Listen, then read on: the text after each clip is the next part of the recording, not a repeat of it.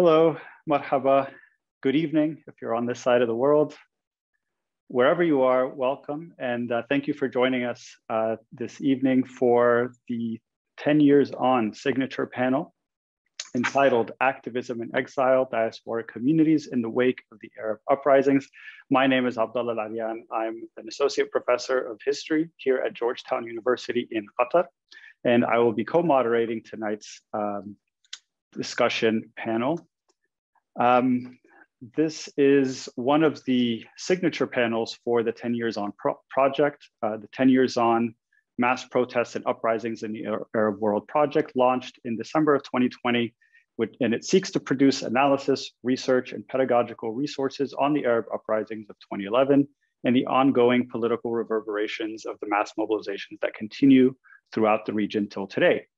Here at Georgetown in Qatar, the Center for International and Regional Studies, CIRS, is a part of this consortium, which has been organized by the Arab Studies Institute, Princeton's Arab Barometer, and George Mason's Middle East and Islamic Studies program. And it also includes over a dozen academic institutions and research centers. The consortium has been organizing a number of events and activities to commemorate the 10-year anniversary of the Arab uprisings all throughout this year. And you can find all of those online as well. Today's panel discussion is the 7th signature event of the TYO project. Joining me as co-moderator tonight is Sami Hermez, who is the director of the Liberal Arts Program and associate professor in residence of anthropology at Northwestern University in Qatar. He will introduce our panelists, and we will begin with their comments, followed by our co-moderated discussion. Sami? Thank you, Abdullah. I wanted to begin just to say that, thank you everyone for joining us. And to just provide some context for this panel.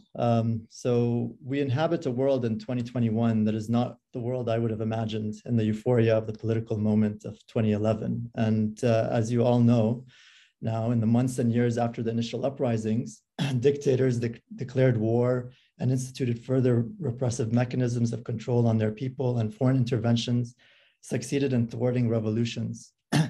In the resulting precarity, many people in the Arab world began to seek life elsewhere. So when we began thinking of this panel, we wanted to highlight the ways that politics flowed along with the people who migrated, fled, escaped, call it what you will. Leah Muller-Funk calls this political remittances, or the way political principles, values, and practices flow between places, in this case, between host and origin country. We often look at refugees and migrants through a lens of dispossession and victimization, and less so through the lens of their agency and the ways they might mobilize politically to impact politics back home. In different ways, each of our speakers today will address this agency. Thus, this panel hopes to explore and start a conversation around the social and political mobilizations of these new Arab diaspora communities since the Arab uprisings. How have these communities organized themselves? What is actually new about these recently formed exiled communities, especially in light of the historical legacies of political organization by diaspora communities since the latter half of the 20th century? It's not the first time, obviously, that diasporas have mobilized and organized. And so, what is new in this moment? We're also seeking to understand how the political and socioeconomic conditions in the host states, whether Turkey, Qatar, or Denmark, for example, impact the forms of mobilization that these communities have pursued in recent years, as well as how the changing contours of authoritarianism in the countries of origin, say Yemen or Egypt, impact the activism of these diaspora communities. Our discussion today will try to highlight the changing notions of political agency and citizenship rights, the role of transnational networks and civil society organizations, the impact of digital communication technologies, transformations in youth culture among exiled communities, and new ideological and intellectual trends within diaspora communities. It's ambitious, but we hope we can leave you with some thoughts and questions around issues of activism in exile. So without further ado, I want to introduce our speakers. Our first speaker will be Dr. Dana Moss, Assistant Professor in the Department of Sociology at the University of Notre Dame. She'll be followed by Dr. Leia Müller-Funk, Research Fellow at the German Institute of Global and Area Studies, who will be followed by Ms. Nadwa Dosari, Non-Resident Fellow at the Middle East Institute. And finally, last but not least, Dr. Nuha Abuldahab, Non-Resident Fellow in the Foreign Policy Program at Brookings. So Dana, we'll start with you and take it from there. Thank you. Thank you so much for that kind introduction. And I'm just delighted to be here. And I'd really like to thank all the organizers for making this happen. It's been really gratifying to see the kind of attention that think tanks and scholars and universities are paying to activism in exile right now, as the ground upon which people can safely mobilize for their civil rights and political freedoms is shrinking, given that we are in the midst of a really terrifying democracy recession in the world. So thank you for bringing attention to this issue. I'll try to address some of the issues that Sammy mentioned, as well as talk about some of the findings of my new book, which just came out with Cambridge. And if anybody's interested in anything that I mentioned from that, I can put the link to it in the chat. So over the course of my research, I did a lot of interviews with activists in the diaspora in Great Britain, across the United States, from primarily 3 countries, Yemen, Libya, and Syria.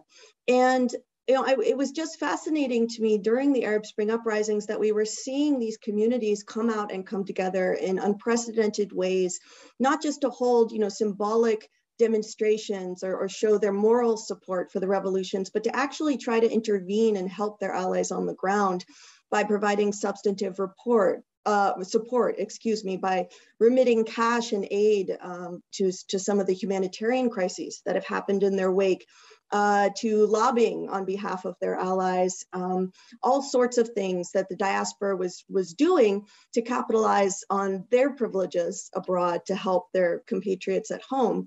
And throughout the course of this research, I learned, though, that there are a lot of challenges to organizing in exile, as many of you know. Nadwa knows, for example, better than me. But there are a number of challenges, and I just thought I would outline them here, and then perhaps later in the discussion we can talk about the ways in which certain diaspora movements and activists have been able to successfully meet some of these challenges. The first challenge that I uncovered when I was especially talking to Syrians and Libyans, many of whom had escaped Assad and Gaddafi's repression in the 1980s, what they told me is that they still were deeply afraid of the regimes, even prior to the 2011 revolutions, because of something that we've come to recognize as transnational repression. And so these were efforts by regimes, and we certainly see this happening in Egypt and in Turkey today and Saudi Arabia, other places. These are efforts by regimes to surveil their diaspora communities, monitor what they're doing, monitor their activism, threaten human rights activists abroad, women's rights activists abroad, even journalists. You see this happening among the Iranian community quite a bit.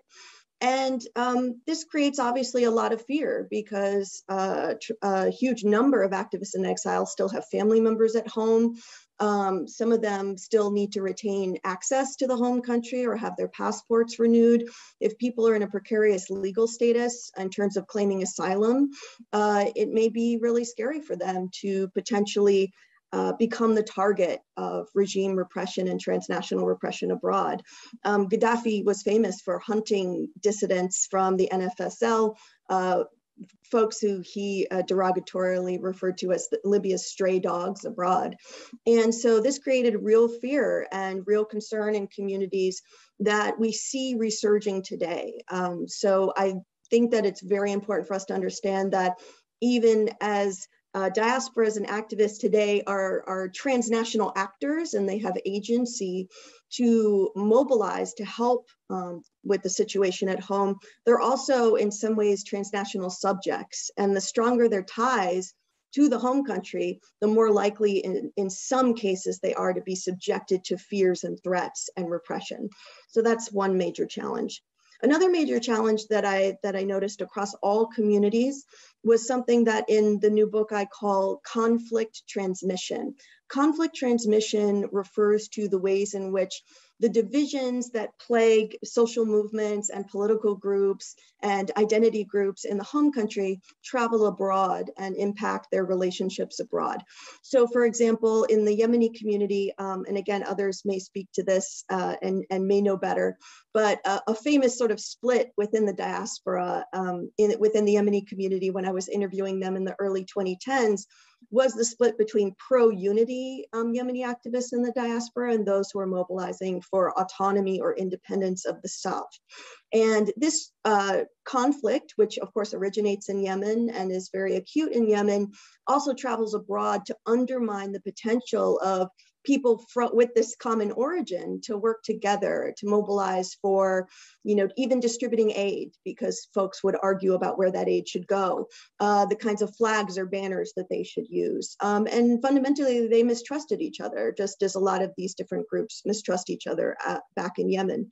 So this was a huge problem. So two major hurdles to having activists be able to forge social movements and lasting connections with their fellow diaspora members in exile are, again, transnational repression and conflict transmission. And just with the few minutes that I have left, I'd just like to comment on two other factors that I think are very, very important, maybe three, in terms of diaspora and exile activism. Of course, one is whether or not these groups get geopolitical support from their host countries. Sammy mentioned and referenced the fact that different host countries react differently to diasporas, particularly when those diaspora groups or exiles are mobilizing according to their political claims and their grievances vis-a-vis the home country. For example, Syrians in the United States, to some extent, got some support, particularly from Republicans in Congress, and that put them also in a weird position we can talk about, but they really didn't get much of any political support in the UK, a little bit here and there, but not much. And this undermined their ability to sustain their lobbying groups, their social movements, and also made it harder for them to move resources to the home country, even travel to the home country.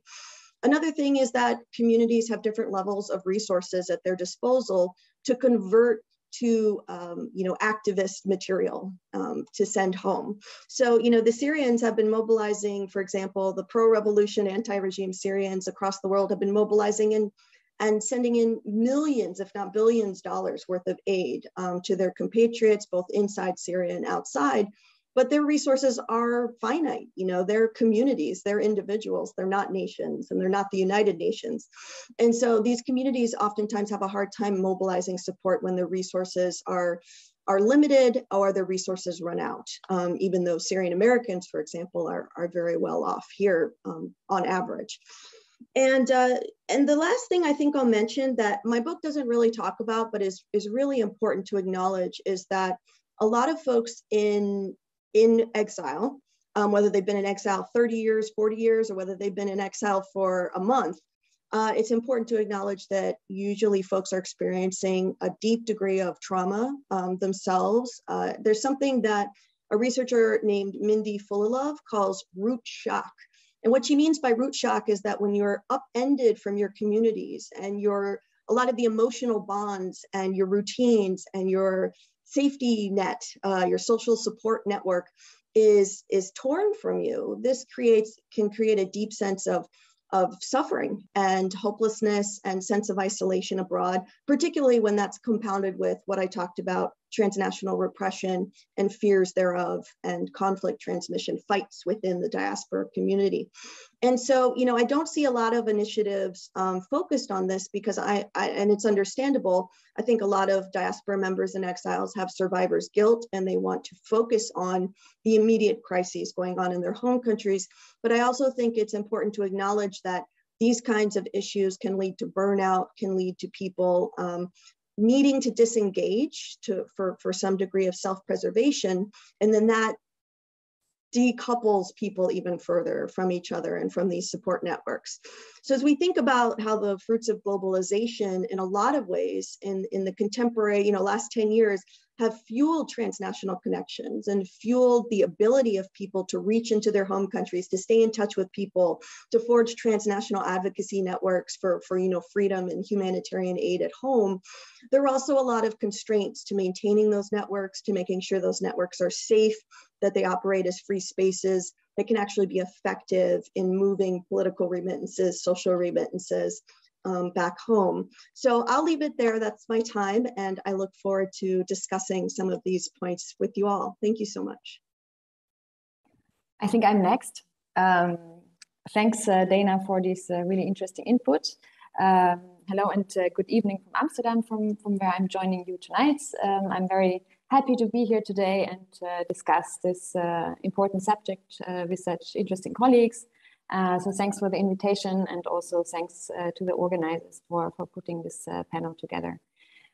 So what I will do is basically to provide some main insights from my PhD research, which has also resulted in a book published with Routledge in 2018. For this work, I studied Egyptian diaspora activism during and after the uprisings between 2011 and 2013 in two European capitals, Vienna and Paris. And in the discussion afterwards, I can also reflect a bit on parallels I have seen between this research, but also more recent work I have done among Syrian refugees in Lebanon and Turkey, in the frame of which I've also talked to a lot of people who were politically active before their displacement. So my research looked broadly into diaspora politics, or what Oostergaard Nielsen has called homeland politics. That is migrants and refugees' political activities pertaining to the domestic or foreign policy of their home country. So I wanted to understand who engages in diaspora politics and explain the underlying motivations and factors that contribute to migrants' transnational political participation. And I was also interested in the transformative role migrants might play as political actors in their home countries. So this is a bit of a broader focus that Dana has in her work on anti-regime diasporas. I basically tried to look into the activities of all transnational political groups, which tried to influence politics in Egypt during a rather short period of time between 2011 and 2013. So an opening within authoritarianism. And I also studied diaspora activism offline and online. And at the same time, my focus was very specific as I looked into my mobilizations in two European capitals, Vienna and Paris, which are specific when it comes to Egyptian migration to these two spaces, but also different cultures of protest and debates on migration. So my observations are linked to these specific contexts. So the first point I want to make might be obvious, but I think is also very crucial, which is also linked to a comment that Dana made. Diaspora politics does not evolve in a vacuum, but in a particular local context. So the networks and protests that I saw emerging in Vienna and Paris were heavily influenced by both political events in Egypt, but also the context in which activists were living, including the characteristics of migrant communities surrounding them. So I argue in my book that diaspora politics are influenced by both emigration states and immigration states, and emerge actually at the intersection of immigration and diaspora policies, or policies of repression, and immigration and integration policies, both of which shape political opportunity structures for migrants to engage in diaspora politics. This means that local conditions remold and shape diaspora activisms. So terms such as community and diaspora often actually hide the heterogeneity that can be found within collectivities and groups. The different migration streams, for example, from Egypt to European countries have been deeply fragmented in terms of social class, politics, and religious origins, but also the motivations behind their migration. So they include very diverse groups, such as the emigration streams after the 1950s, which included Greek and Armenians, but also Jewish communities, as well as Egyptians who fled because of Nasser's nationalization programs, but as well as political opponents such as communists or Muslim brothers. The diverse migration streams of the 1970s and 1980s included labor migrants, Copts, but also political opponents and intellectuals. And last but not least, labor migrants who have increasingly come to France and Italy without papers in the 2000s, but also people who have left Egypt after 2011 because of the political climate there. So for me, the term diaspora ultimately proved to be useful only when it came to understanding that certain actors had an interest in claiming a diaspora or in constructing one, and also how this was done. And diaspora activism revealed shifts between old and new diaspora, also in how activists related to existing community structures. Secondly, the uprising in Egypt and the ensuing events between 2011 and 2013 had both a mobilizing, but also a polarizing and fragmenting effect on migrant communities abroad. In that sense, the Arab uprisings were a critical juncture or a transformative event among migrant communities abroad. And as Dana has also mentioned, Egyptian diaspora activism in Vienna and Paris actually reproduced political debates and practices taking place in Egypt, including political fragmentation and polarization, even though with different shapes and vitalities. For example, diaspora activism in Paris could be roughly divided in 3 phases. The first phase was one of political enthusiasm, which brought where protest actually brought Egyptians of various political tendencies together. This was followed by a phase of ideological conflict and fragmentation, particularly during the presidential elections and the subsequent presidency of Mohamed Morsi. And political divisions rose sharply in 2013 with 2 groups opposing each other. The Parisian version of the Tamar Vote campaign, calling for early presidential elections, and the National Alliance to Support Legitimacy in Paris, which was linked to an umbrella group of Islamist parties and groups in Egypt supporting Morsi. So when it comes to differences in mobilization, also in Paris, protests, for example, were more frequent than in Vienna and were dominated by migrants who had recently come to Egypt, to France, and who had personal connections to different political groups or associations in Egypt. And unlike political activism in Vienna, which was sometimes intertwined with integration debates, protests in Paris focused almost entirely on the Egyptian context, including the issue of Egyptian political rights, Egyptian migrants' political rights, sorry.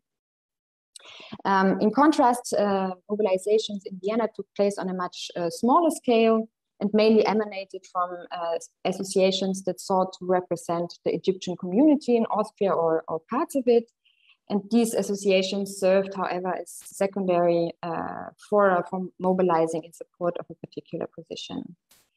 The third point I want to make is when it comes to who engages in diaspora activism, my work shows that diaspora activism is a phenomenon emerging mostly from an educated middle class.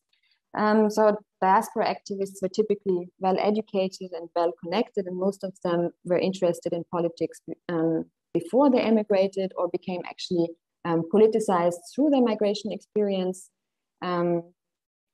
And they often described their migration experience as changing their political perspectives through new acquaintances and new possibilities to express their opinion. Activist networks had 3 main strategies to influence politics. First, they offered symbolic support for activists on the ground by being visible in the public sphere in the receiving country. Second, they served as advocates for political activists and movements abroad by trying to influence public opinion in the receiving country. And third, they try to provide the European, but also sometimes the Egyptian public with alternative information about Egypt. So these strategies actually demonstrate that diaspora politics are in fact often directed towards both the country of origin and the receiving country. And the most successful activists in terms of influencing public opinion were often those who understood the political rules of both countries well and actually made use of them. So to conclude with some short words about the impact of diaspora politics, there is consistent evidence of migrants' ability to shape non-migrants' political attitudes in the literature. A number of scholars highlight migrants' potential to push for progressive political agendas or promote democracy in their home countries. Other scholars have been more cautious, arguing that nothing can in fact guarantee that migrants' activism abroad will have a positive or democratic effect on communities of origin. And I think what my work does is that it highlights the multidirectional and transformative potential of diaspora politics in both receiving and origin spaces, rather than attempting to judge whether its impact is negative or positive per se. So my work shows that diaspora politics can influence, on the one hand, voting, political attitudes, civil society activism, and debates on integration in receiving countries, and call for greater transparency or reform. However, diaspora activism can also promote a strong leader or the status quo and deepen or replicate political cleavages within migrant communities abroad. So thank you for your attention, and I'm looking forward to your questions, and I now hand over to Nadwa. Nadwa, thanks, Leah. Thank you for having me today. It's a pleasure and an honor to be with such distinguished panelists. And Dana, congratulations on your book. I'm looking forward to reading it. I'm going to talk about the Yemeni community, mainly in the US, but a lot of what I'm going to say applies also to Yemeni communities in other Western countries. So Yemeni American communities are mainly concentrated as a population, they're mainly concentrated in New York, Michigan, Chicago, and California. In Dearborn, Yemeni American community is the second largest ethnic group. There are Yemenis in other states, but they're not in large numbers like in these 4 states. So Yemenis have migrated to the US since the 1920s, and there were Yemenis who actually served in the US Army in World War I and World War II. New York and Michigan, the communities, the Yemeni American communities that are the most politically active, both on Yemeni politics and also American domestic politics. In California, Yemenis are mostly business oriented. They're not really engaged all that much in advocacy and activism. In Chicago, the Yemenis are mostly from South Yemen, the Yemeni Americans. So during the Arab Spring, Yemeni Americans were very active. There were protests that took place during the Arab Spring against Saleh. I remember in early 2012, there was a protest in New York when Saleh was visiting outside the hotel where he was, Ritz-Carlton, and it got heated that some of the protesters threw shoes at him. But Yemeni American activism even intensifies more during the war, during the current war. And Yemenis have been very active on social media. This has been also since the Arab Spring. They're in social media, webinars, publishing policy papers and articles, basically trying to shape the perception of Western analysts and policymakers on the situation in Yemen.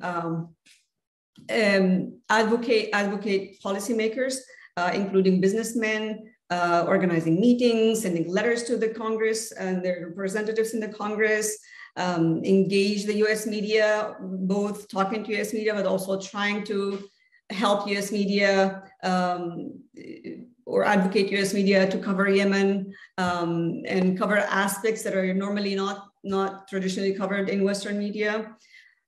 Yemeni Americans have been also rallying since the beginning of the war in New York in front of the UN and also in DC in front of the White House. For example, there were rallies against the Trump travel ban, rallies against the war and US involvement, rallies against the violations of human rights in Yemen by different parties of the conflict. Yemenis have also been active in, as Dana said, in humanitarian aspect. And there are a few humanitarian organizations run by Yemenis. One of the most prominent one is Yemen Aid. And the interesting thing about Yemen Aid is that it started as an initiative by Yemeni women in diaspora who decided that they need to do something to help Yemenis who are suffering because of the conflict, economically suffering because of the conflict. The head of the organization is a Yemeni American woman. It's one of the best Yemeni American organizations that is delivering humanitarian aid. There's also Pure Hands, and Pure Hands is supported by the late Tariq Ras Khan. Tariq Ras Khan was a Yemeni American businessman who did a lot to help Yemenis here and also Yemenis in Yemen. Tariq, unfortunately, sadly, we lost Tariq to COVID a couple of months ago, and it was devastating to many Yemeni Americans who knew him. And as Dana mentioned, there are divisions among Yemenis on political issues. So during the Arab Spring, you had mostly pro-Saleh. No, you had anti-Saleh protesters, anti-Saleh activists in the US, but you also had a few who were pro-Saleh. And during the war, Yemeni community here is divided across three main positions. So you have the anti-Saudi bloc that's advocating mainly against arms sale and US support to the Saudis. This group have tapped into the Progressive Caucus. So they work with people like Chris Murphy, Rouhana, Congressman, and also Ilhan Omar. They focus on arms sale, victims of airstrikes, and recently the blockade on Yemen. You have also another group which are against Houthis' military capture of Yemen and Houthis' violence and crimes. They focus on raising the awareness among non-Americans involved in Yemen, but analysts and also decision makers, policy makers, on the consequences of Houthis' threat to stability of Yemen in the region and the security in the region. They also focus on human rights abuses by the Houthis. And you have also people who are both are against the Houthis and also the Saudis and the war in general. But also the third group is the pro-South secession. These groups advocate against the Houthis and Hadi government, and they basically they lobby support in the US for secession, for the right of South Yemen to secede. But however, despite the divisions, there are unifying issues that I'll mention, for example, last month, a Yemeni American who is from the north, who was killed in a checkpoint while he went home to Yemen, but he was killed in a checkpoint between Sana'a and Aden. Yemeni American community, all groups came together and spoke against what happened. And some Yemeni American communities even tried to take actions, sent letters to the Southern Transitional Council, who the checkpoint where that happened is managed by a force that's affiliated with the Southern Transitional Council, which is a political body that is leading that wants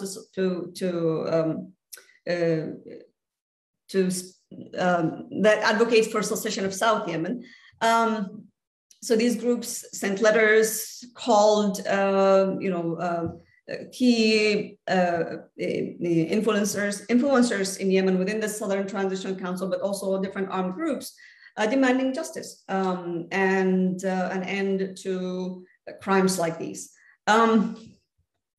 Yemeni Americans have also been active in domestic politics in the US within their own states. Some of them run for elections. Last year, Abraham Ayesh was elected as the first Yemeni American state representative in Michigan. This year, Sam Luqman, a Yemeni American woman, is also trying to run for elections. In the 2020 presidential elections, Yemenis were very active. In Dearborn, for example, they helped when Biden won the state. But the war has also affected Yemenis in diaspora in very substantial ways. Yemenis have very strong roots to Yemen, Yemeni Americans. A lot of Yemeni Americans spend time in Yemen every summer with their families. A lot of them leave their families in Yemen and come here and go visit from time to time. Many built homes back in Yemen where they want to retire. But because of the war and the security situation and how the situation in Yemen and how the war has evolved, a lot of Yemenis started building retirement homes in the US and bring their families. And also some Yemeni businessmen lost businesses worth millions of dollars because of the war, millions of dollars that they've invested in Yemen. And many Yemenis also cannot go back to Yemen because of their activism, and they haven't seen their families since the beginning of the war, sometimes even before then. So the Yemeni Americans' activism is also it's a demonstration of how Yemenis are deeply connected to the country. They tried to do advocacy, lobbying, and some Yemenis also started think tanks. Some Yemenis also decided to bring a piece from home. So we've seen an increase in businesses that focus on coffee, Yemeni restaurants, Yemeni clothing. Again, it's an attempt to bring a piece of, from Yemen. Also, one thing I didn't mention is that Yemenis also send a lot of money back home to families. And this might not apply to the US as such, although it does. But if we look at Saudi Arabia, for example, 60% of the remittances that go to Yemen come from Saudi Arabia, which is huge. But so Yemenis are trying to stay connected with Yemen, advocate for the country, and try to bring more pieces from home here. Like I said, coffee, clothing, and things like that. As one Yemeni American told me, and I'll quote her, she said, "We are a reflection of our home country. If it is good, we're good. If it is falling apart, we are falling apart." So with that, I just want to say that deep connection has enabled the Yemeni Americans here to help Yemenis back home, whether politically, but also economically. But at the same time, it also affected them in a negative way. So Yemenis abroad do feel probably the full impact of the war, even though they're safe, even though they have services, even though they're free in the West, but they still feel the impact of the war in a very profound way. So I will leave it at that, and I'll be happy to contribute to the discussion after this. Thank you. Thank you very much, Nadwa, and thanks to the organizers for putting together this great panel. It's a pleasure to join everyone. My remarks are going to focus on how the new Arab diasporas have expanded the political and legal spaces where transitional justice is practiced. And very briefly here, transitional justice is basically addressing a violent past to build a better, more peaceful future. And it includes, all sorts of mechanisms, criminal accountability, such as through prosecutions, institutional reform, truth-seeking, reconciliation, reparations, etc.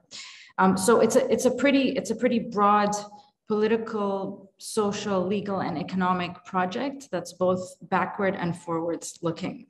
And diasporas have been playing an increasingly significant role in transitional justice, to the point where it's quite difficult, if not impossible, to analyze transitional justice developments in the Arab region without taking into account the role of the diasporas.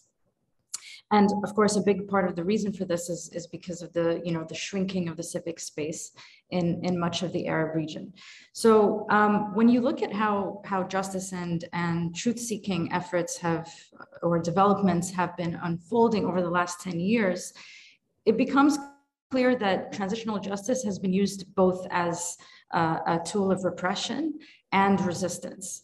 So you have, activists, lawyers, victims, NGOs using transitional justice mechanisms as a tool of resistance to ongoing violence and repression. And they do this in various ways, such as through documenting violations, pursuing cases in the courts, and finding other ways to foreground, the testimonies and the stories of victims and their families as a way to keep the issue of justice alive in the political sphere and the legal sphere, of course.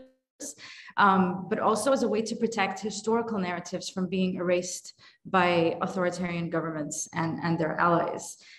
At the same time, mostly governments have been using the language and the tools of transitional justice to entrench authoritarian rule. And again, they've done this in various ways, most obviously through politicized prosecutions and through this obsessive enactment of repressive laws that are designed to clamp down on any efforts to seek any sort of meaningful accountability.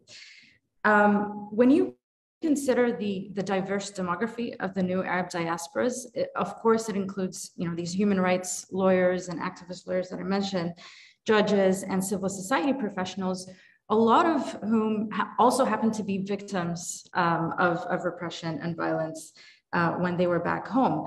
Of course, many of them were tortured, many of them were arbitrarily detained and suffered all sorts of harms and violations as a direct result of the work that they were doing in the home state, essentially, pushing for political reform and seeking justice. And so the work of the members of this cohort of the new Arab diasporas is essentially an extension, an expansion even of the work that they were doing back home. And I think that this is really important because it confers a level of legitimacy on these new Arab diasporic actors, especially in the eyes of their fellow nationals at home. And they also derive their legitimacy from the simple fact that they continue to work very closely with their fellow Syrians, Libyans, Yemenis, Egyptians, etc. at home. In my conversations with them, a lot of them made very clear their intention to return home as soon as the situation would allow them to do so safely. In fact, a lot of them really didn't like this term diasporas because of the sort of long-term status that it entails. And so the idea is basically, so long as their exile or resettlement is temporary, then chances are their credibility remains intact.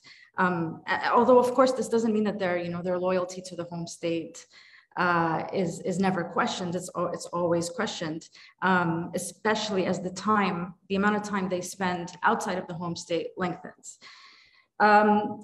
These new Arab diasporas have generated, I think, new ways of thinking about and of doing transitional justice. And they've done this in at least 4 ways.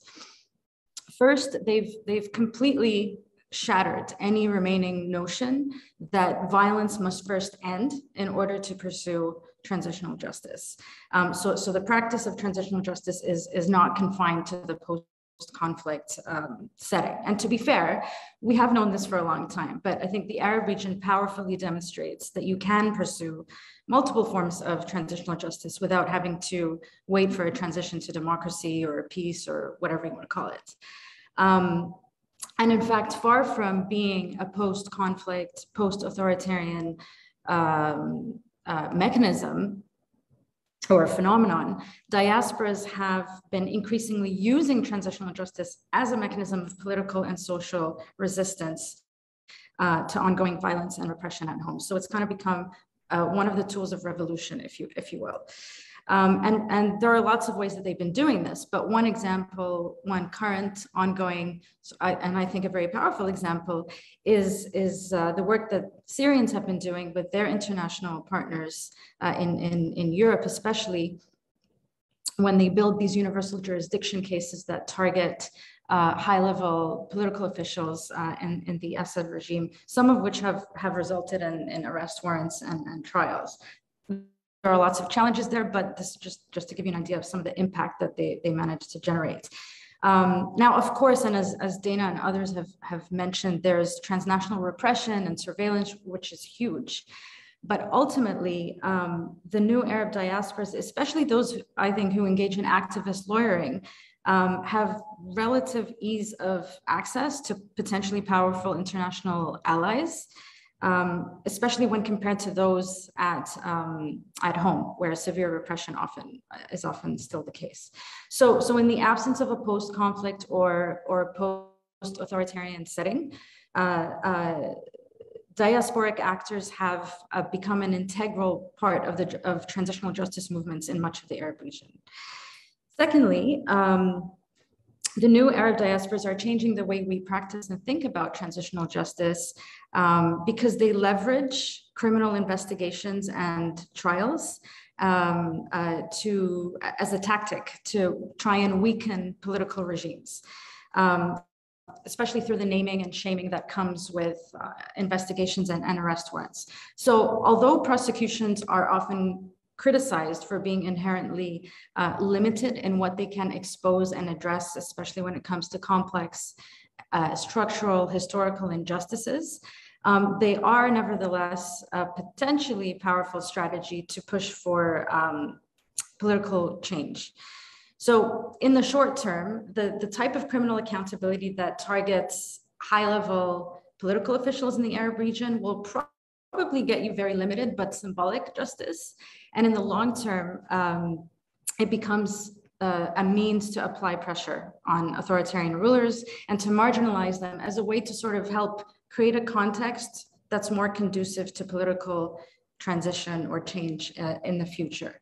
And what this strategy then does, when you look at the transitional justice paradigm, if you can call it that, is that it complicates the term transitional in transitional justice, right? What transition are we talking about?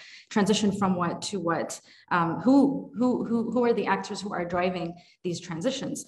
Certainly, I think diasporic actors in the Arab region emerge as one of the key drivers. The third way in which the new Arab diasporas have been engaging in transitional justice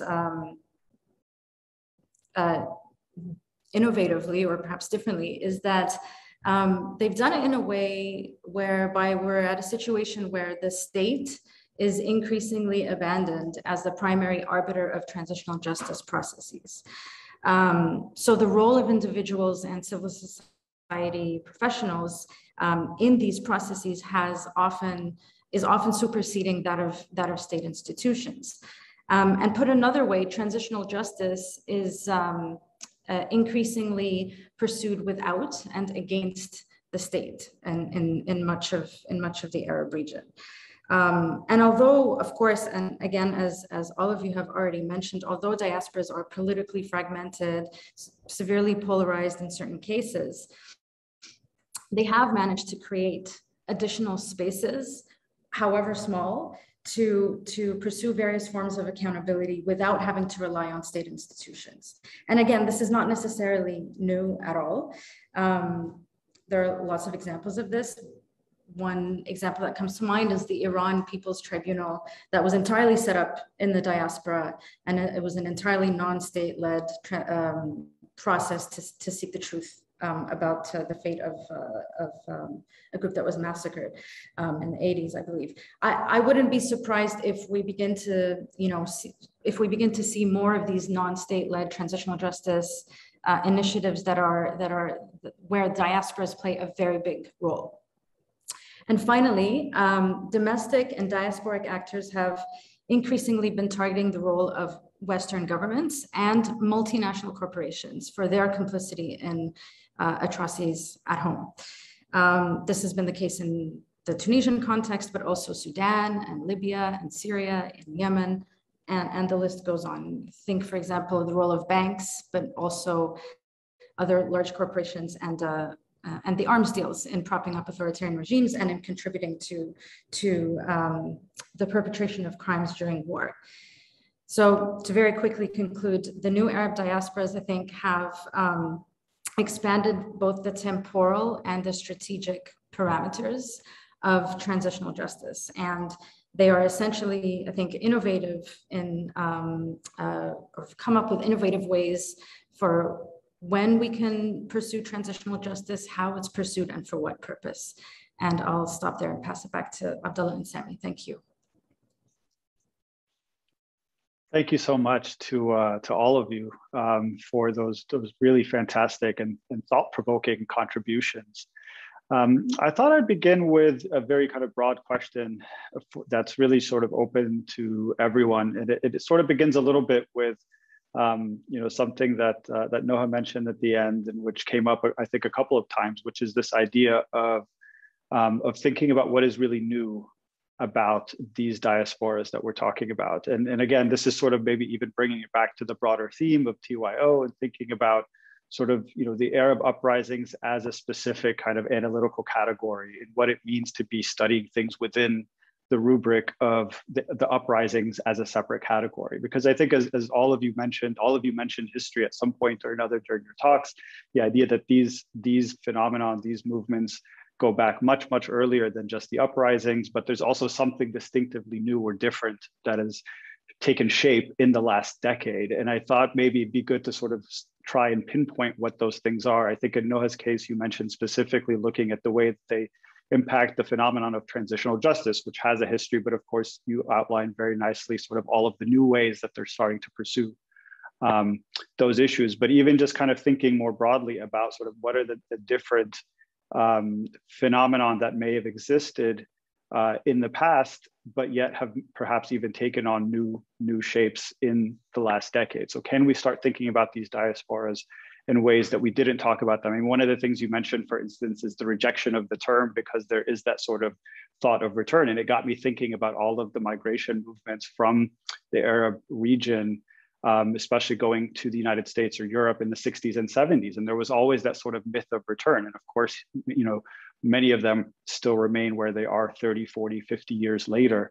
And so are we simply seeing a new cycle of the same kind of thing that we saw 50 years ago, or is there something really profoundly new or different about what we're witnessing now in terms of diaspora activism? I think in the case of, for instance, Libya comes to mind, where you had communities who were already diaspora communities who then returned back to Libya during the revolution and then left again. So you also have this other phenomenon of communities that are sort of twice diaspora, so to speak.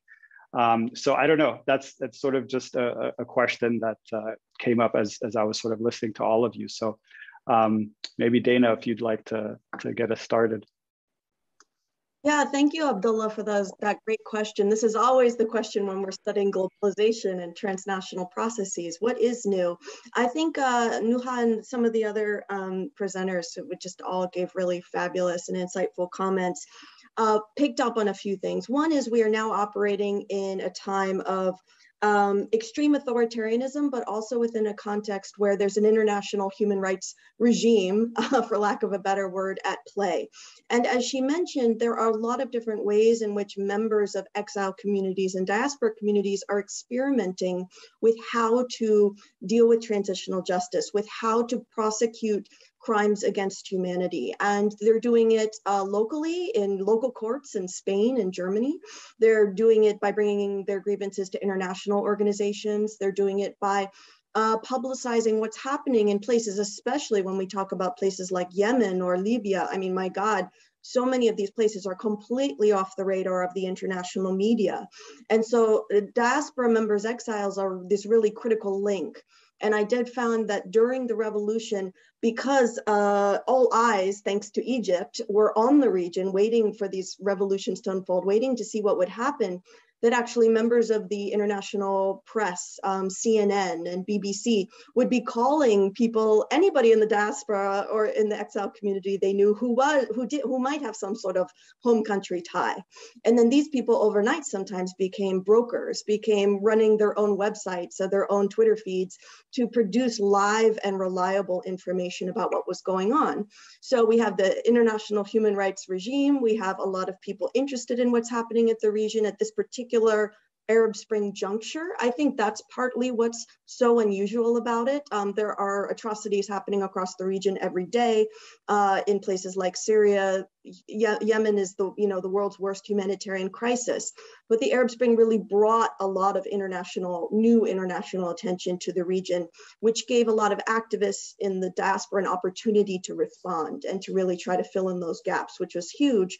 Another thing you mentioned was that because the uprisings, even when they didn't succeed in, forcing the fall of the regime or creating some kind of lasting democratic change, I mean, they all, especially the 6 major ones that come to my mind, at least threaten the stability of these regimes in a major way. And this, like you said, gave diaspora activists an opportunity to actually not only remit cash, aid, diapers, water, life-saving humanitarian supplies to their allies, but also particularly in the Libya case, allowed people to go home and to see family, to fight and to contribute. When I went to the Martyrs Museum in Zawiya in Western Libya in 2013, there were photographs of Libyan Americans, fathers and sons who had come into Libya to fight and give everything for this cause. So I think it created a really huge moment of opportunity. People were connected. We're now connected even more than we were back 10 years ago. But even so, using Viber, using Skype and these kinds of materials made people more connected, able to get information out, bring information in. But also just that it was such a tremendous and profound shockwave across the region with lots of different after effects and lots of demoralization happening in its wake. But nevertheless, this gave a lot of people opportunity to actually come to the front lines. Or in the case of Syria, yes, some people came into Syria, but Turkey has become this massive hub for Syrians from the expatriate community to try to help. And as Nuha said, doing all of this human rights work, teaching people how to be citizen journalists, how to lodge claims to European powers. It really can't be underestimated how important that is during times of crisis. I think one of the major challenges is sustaining this kind of thing when crises become prolonged over the long term, and when people are not getting along sometimes so well or they're burnt out. So there's a lot to say, and I'll stop there, but thank you for that great question.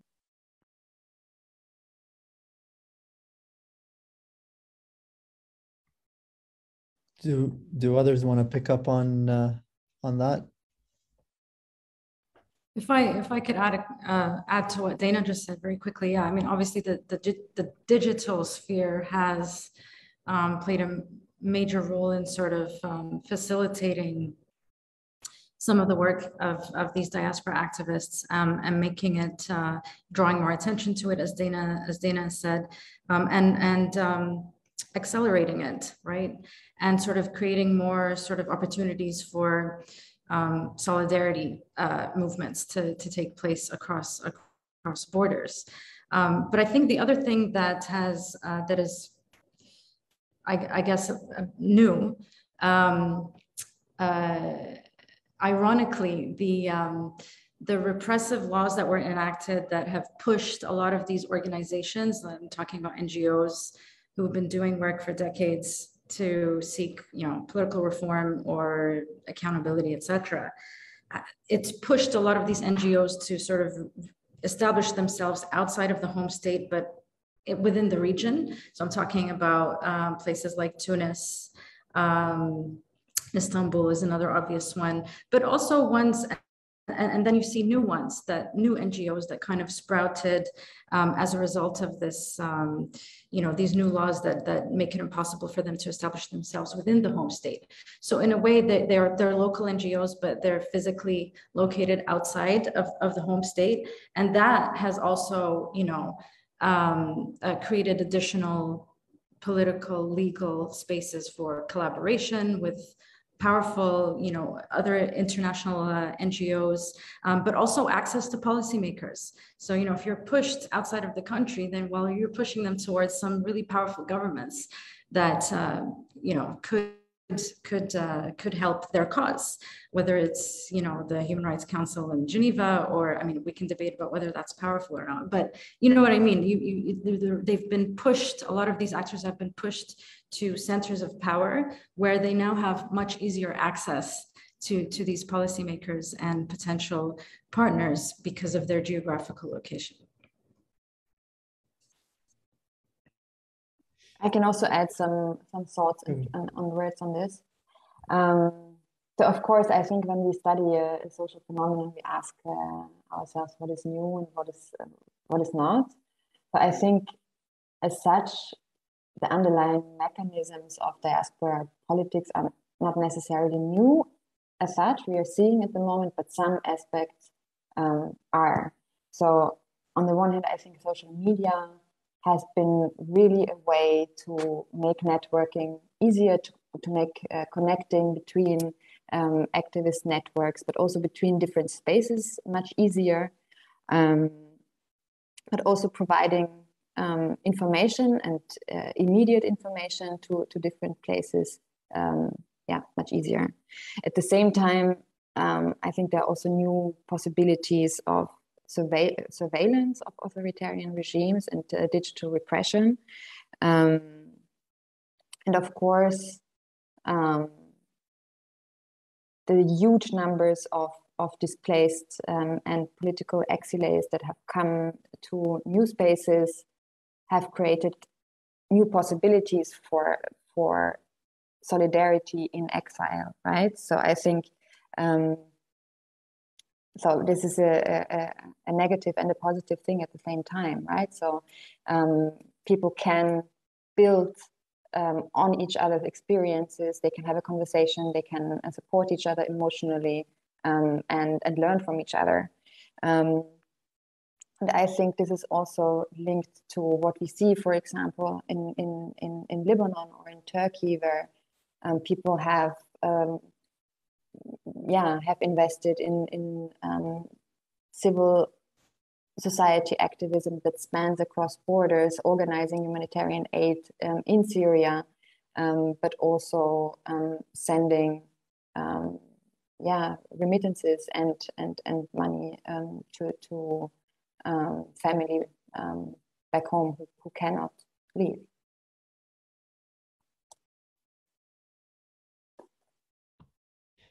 Can I jump in on that quickly? You're talking about this sort of organizing outside of the borders, and I as you were all speaking, one thing that caught my attention, Dana had mentioned this sort of category of like transnational subjects, right? The diasporas, and I was wondering if you see or what kinds of activism you see across countries, right? So for example, Nadwa spoke about Yemeni Americans, but are they speaking to Yemenis in other countries, not in Yemen? And how is that kind of how is that communication happening? Are they establishing something truly transnational, right, rather than sort of US Yemen or UK Yemen? But are there, are these networks being established that are sort of really building something that's more transnational in nature, I guess? Yeah. And how is that kind of, how do you see that manifesting?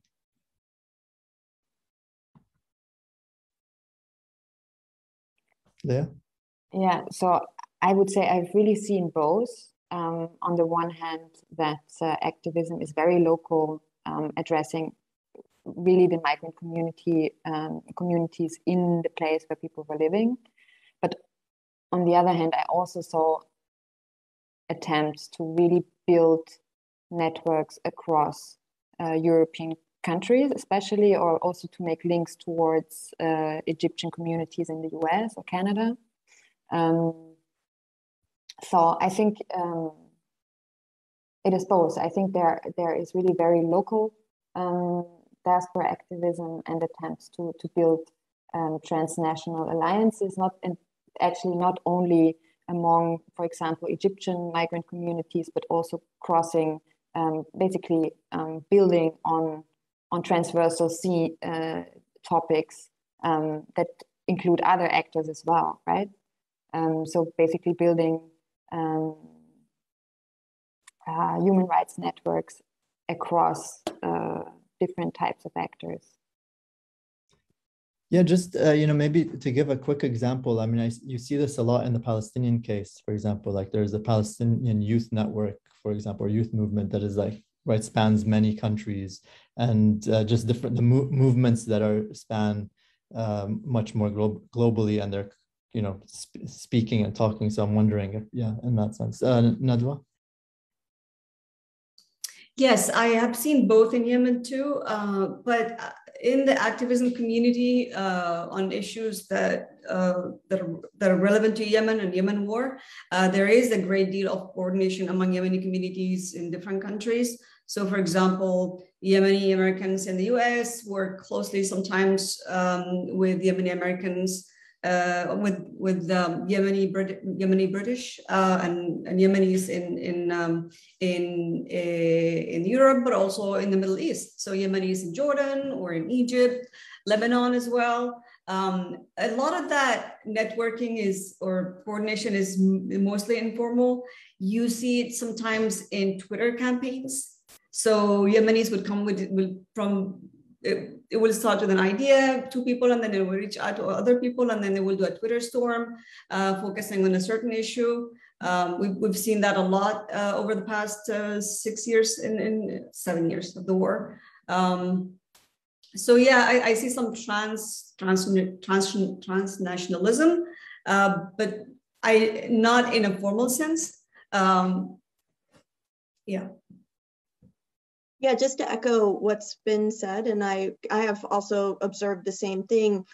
Sometimes, or at least the extent to which I've seen it become organized, has been happening through official bodies that represent exile groups. So for example, the Syrian government in exile, the opposition in exile, has actually brought together exiles who have lived across the world, both recently and as recent refugees and as long-term members of the diaspora community.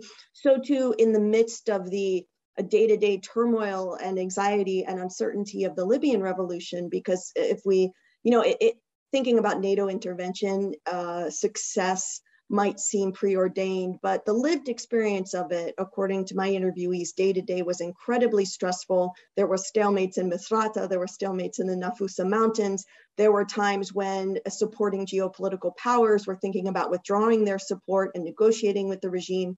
So day to day, they still had to work very hard. And there were efforts, for example, by some non-Libyan organizations, such as the International Criminal Court, to bring together Libyans from across diasporas with legal expertise, including in some cases law students, not just practicing attorneys, to start to actually document human rights violations. So I think it can be initiated by the diaspora itself. Sometimes it can be initiated by outside organizations. I think though when people are trying to respond quickly day to day to emergencies, they may not be so much focused on connecting across diasporas, but just reacting immediately to what's happening in their home countries.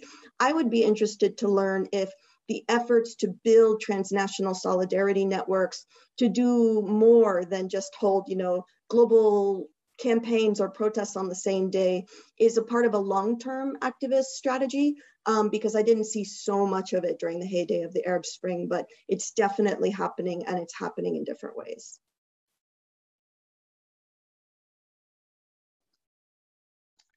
Yeah, I guess I wanted to maybe shift a little bit more toward the question of host countries and thinking specifically about some of the challenges that diaspora communities have to navigate by existing within certain kind of political boundaries, political context, in which on the one hand, you don't want to fall under the sway, or at least have the kind of the illusion that you're under the sway of some kind of foreign government, and then whether that sort of takes away the agency of these movements, or whether there are real political calculations that are often made in all of these different cases, right? We're seeing, foreign policies playing out over these diaspora communities, and the way that they have room to operate within a number of these contexts and countries generally depends on what the foreign policy of that country happens to be in the moment. And I guess it's worth sort of considering, without, again, taking away kind of the agency of the movements themselves, sort of how much room exists there. What are those kinds of boundaries? What are those limits, both in a kind of a political sense in terms of the foreign policy, and maybe even thinking about it in terms of a legal sense, right? In terms of their status and citizenship. I mean, we've sort of talked almost interchangeably about how, on the one hand, we're talking about categories of people who are refugees, and in other situations in which they're probably citizens, right? Naturalized citizens, or even multiple generations of citizens in these countries. And sort of maybe we can talk about the distinctions there, and what kinds of, whether restrictions, barriers, or even opportunities that those offer.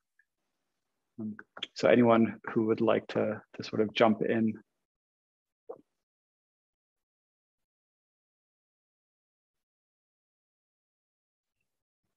I guess I could just briefly try and respond to that. Thanks, Abdullah. I mean, I think it's a great question, because the opportunity structures vary significantly depending on which host state we're talking about, right? And I think diaspora activists are very conscious of this. It could be anything from the level of resources that they have to conduct their work, but also just simply the level of political will of the host government in sort of engaging with these diasporas on the various causes that they work on. And then, of course, there's the level of repression, like transnational repression and surveillance. That comes back again to it's an important factor that I think affects how host government and the diasporas in that host state can interact. Yeah, that's all I wanted to say. Yeah, it's also so interesting how sometimes an activist status as let's say an Arab American, Muslim American, who over the last 4 or 5 years has just been under siege in the American political environment under the Trump administration, rise in hate crimes, rise in white vigilante supremacy. It's been very scary and very dangerous. And on top of that, when you have new refugees coming in, now Trump basically banned Yemenis from coming to the United States, among other groups. But the people come initially as refugees, they may be looking forward to living in a place with greater political freedoms and human rights than Syria, for example. And certainly that's still the case, at least till now.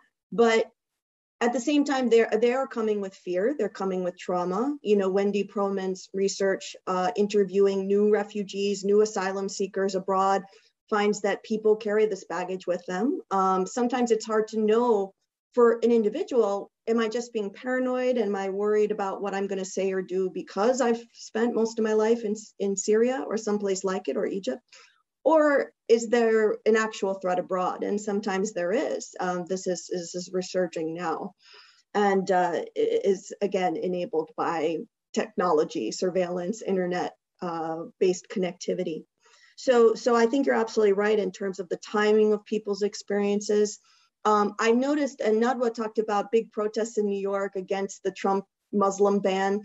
These were essentially, as far as I am aware, and forgive me if I'm messing with the facts, but as far as I'm aware, they have been instigated by folks like Rabaa al-Thaibani, who who really came out as an activist in the community during the Arab Spring and is now directing her attention to empowering her local community to speak up as immigrants, to speak up as minorities, to speak up whether they're, new arrivals or longtime citizens, to register to vote.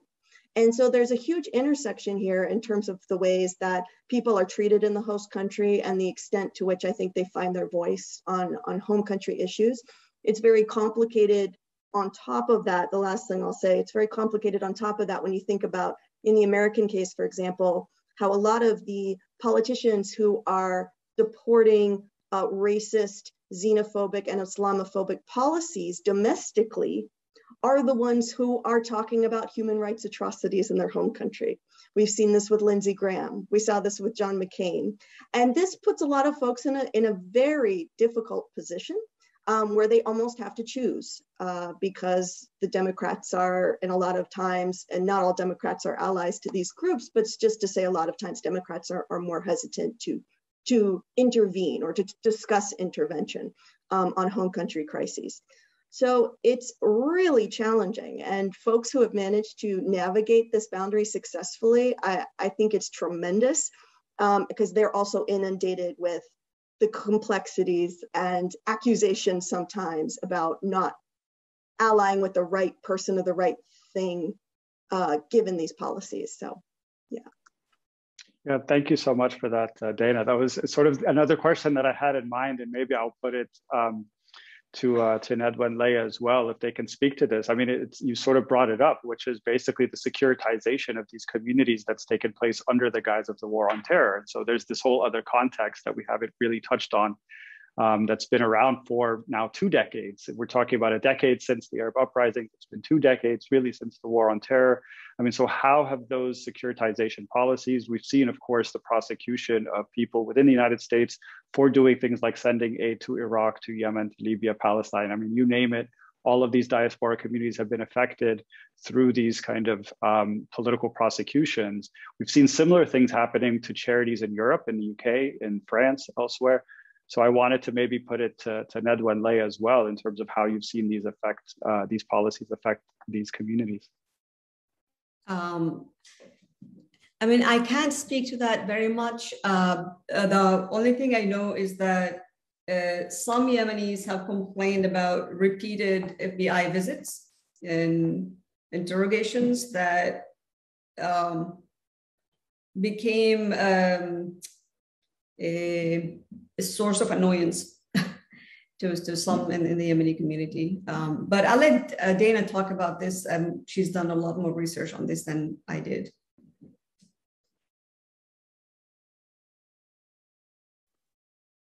I've been talking a lot, so perhaps if others want to jump in, I'm happy to piggyback later if we have time. Thanks, Natalie. Leah, do you want to maybe address the same issue, but within the kind of the European context? Yes, sure. I can say some words about this.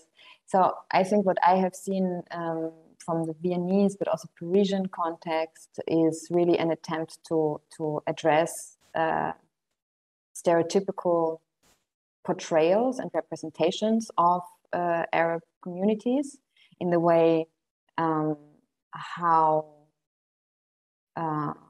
activists portray their civil society activism, but also their political positioning.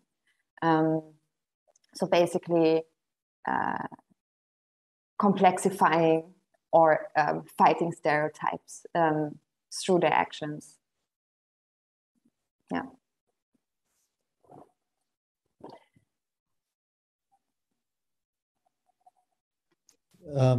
Noha, did you wanna? You look like you were about to. Yeah, sure. I'll just add to what Leah just said. I mean, I think one interesting question when we talk about the securitization policies, and this is something that I've been trying to look at more and more, especially now with the 20th anniversary of the war on terror, and is how the militarization of U.S. foreign policy has affected domestic policing, has informed and shaped domestic policing in the U.S., and then using that to sort of analyze and see what sort of solidarity movements are happening in the US between, those who are affected by domestic policing, militarized domestic policing, and those who are impacted by the militarization of US foreign policy, because the victims of US foreign policy are both within US borders and outside of it.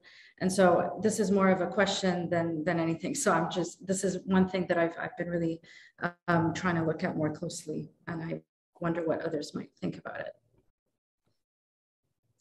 Yeah, I mean, I think this is something that we're still unpacking in a big way, is to understand these intersections and these policies. I will say that I know that the geopolitical support was everything. In the Libyan case, people were not only, Libyan Americans, Libyan Brits were not only, and folks from elsewhere, were not only allowed to come to Libya to fight and then return home without being harassed, but they were also able in a lot of cases to send remittances, tangible, concrete materials to Libya of different kinds in order to facilitate the rebellion and the humanitarian response.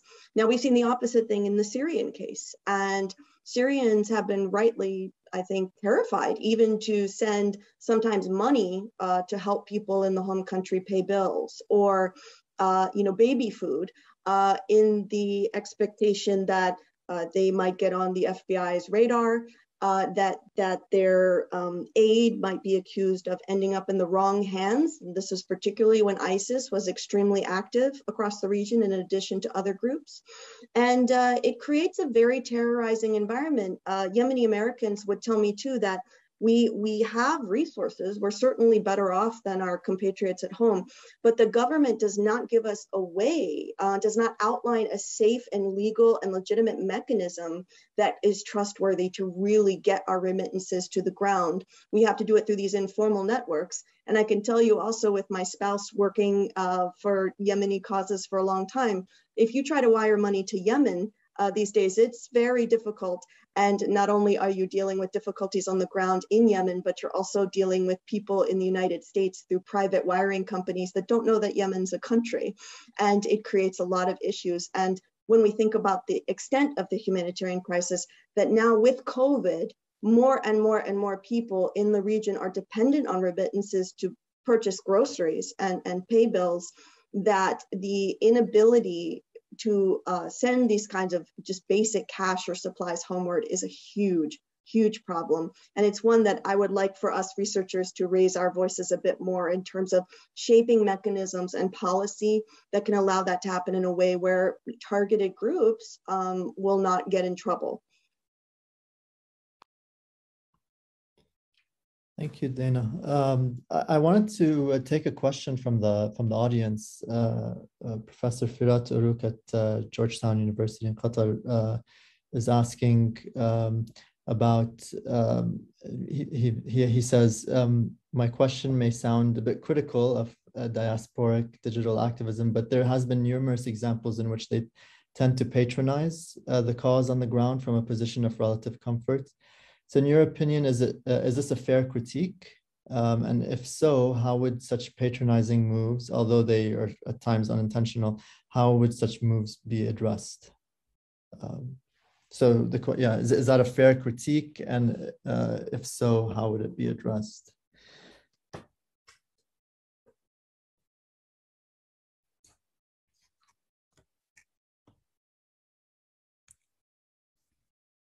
If you have a panel of all women, we're so nice, right? We're waiting for others. And I'm delighted that we are a panel of all women. But Abdullah and I can take the stage, as men. Does anybody else want to? Go ahead, Dana, and then I'll just say something after you. Please, yeah, I'd love to hear. I'd love to hear what you all think about it. And so, I think absolutely that's the way at times diaspora communications and interventions are perceived. And I do think it can absolutely be a fair criticism. When I was talking with a friend, Atiaf Al-Wazir, who's a Yemeni American, but she was in the revolution in Yemen day to day, facing bullets and other issues with everybody else. you know, she'd say, well, Yemeni Americans sometimes in Dearborn would be making suggestions, I'm sure very well intentioned, about where Yemenis should march day to day in Sana'a. And she'd say, let the Yemenis, you know, in the home country make those decisions, please. You know, but I think sometimes when people feel that there's a lack of way that they can tangibly help, they're trying to offer their advice, they're trying to offer their suggestions, and sometimes that's not appreciated. The key, I think, to overcoming this kind of mutual annoyance or suspicion or even anger and frustration is for people to really be working and mobilizing through networks where they already have or they develop some kind of actual personal tie. Because otherwise it can very much seem, I think, like people on the outside are acting like they know better. They're not the ones actually facing down the repression.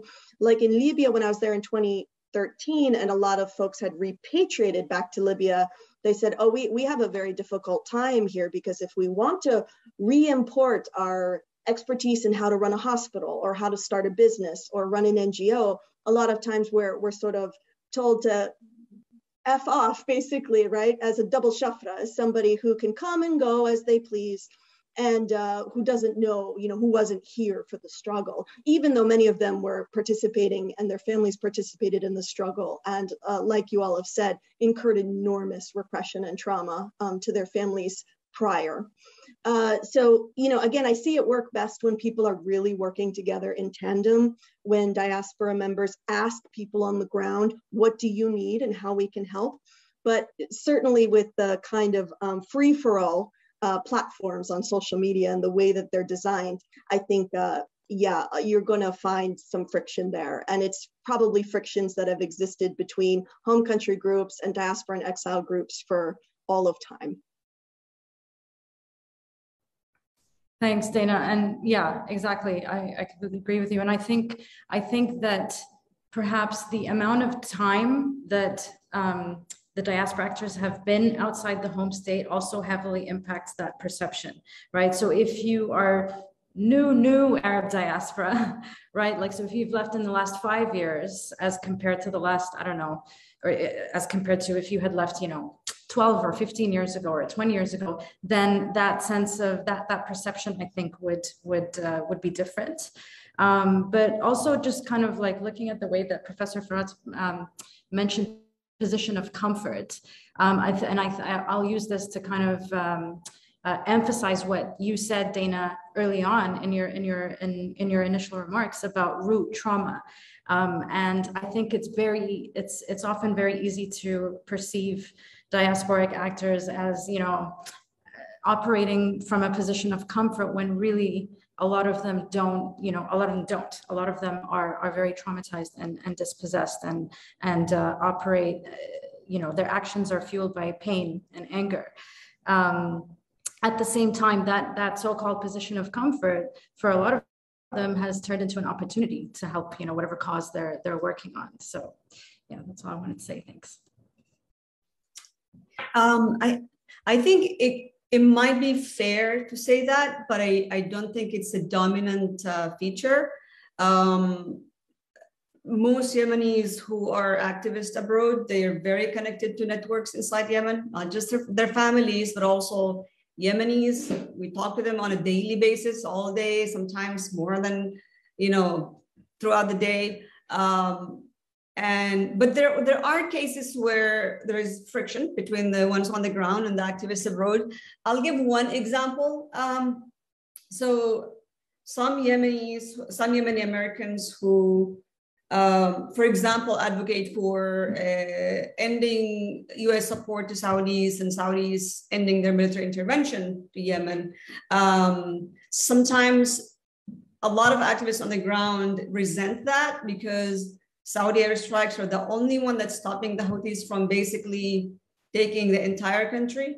And so there is things like that sometimes, but I would say there is a great level of, I'm talking about Yemen, not other countries. There is a great level of harmony, you know, of course, recognizing the divisions that I mentioned earlier, but there is a great deal of harmony between activists on the ground and activists abroad, and complementarity. Yeah.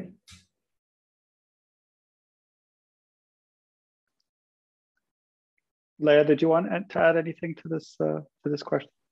Yes, I can also add something. So I think I join the comments that have been made before in the way that I saw that many activists are actually very aware of this critical perspective from how they might be perceived from inside, and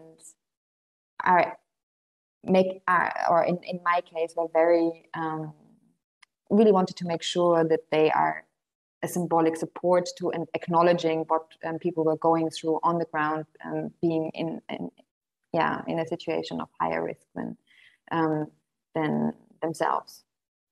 At the same time, when what I have observed in social media or the virtual space, I also saw,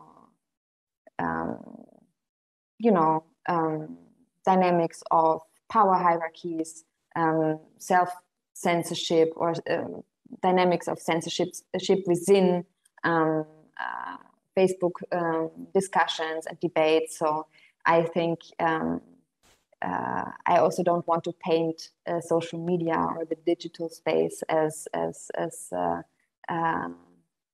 basically only a space of freedom and exchange, right? Thank you. Unfortunately, that's the end of our time, but I do want to thank all of you for these really, really fantastic and thought-provoking contributions.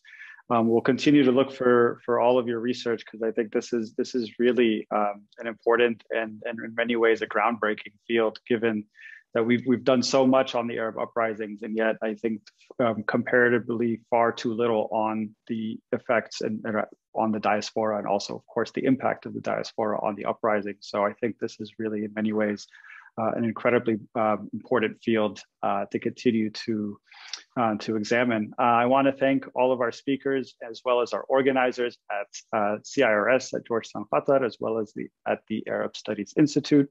For everyone watching, thank you so much for joining us here today. And please, we encourage you to go and check out the other talks. All of this talk, as well as all of the others, will be posted online at Jadaliyah's. It's already on its Facebook page, but it will also be uploaded to the YouTube page. And I'm sure you can find it there, as well as on the CIRS Georgetown website. Thank you all once again, and we'll see you at the next one.